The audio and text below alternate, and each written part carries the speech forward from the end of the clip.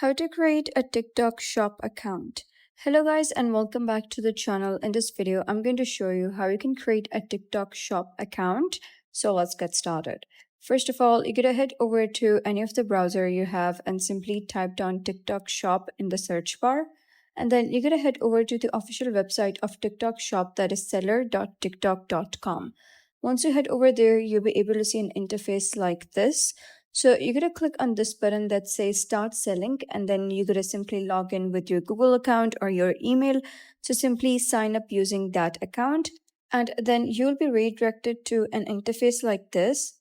Before this, they'll need to know your region. So they will either auto detect you or they will ask you for your region specifically. So you're going to simply select your region from that list, and then you'll be able to see something like this. It says, how do you plan to sell on TikTok?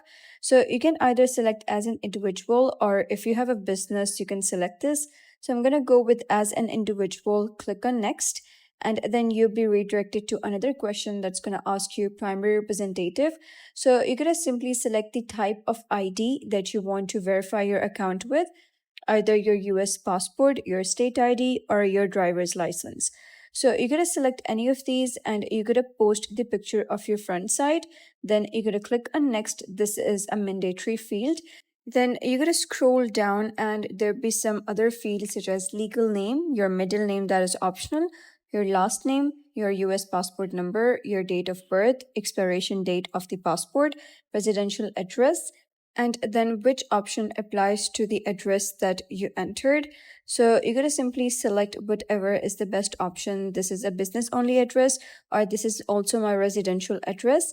Then you're going to type down your SSN and click on next. Next, you'll be redirected to an interface of creating your shop.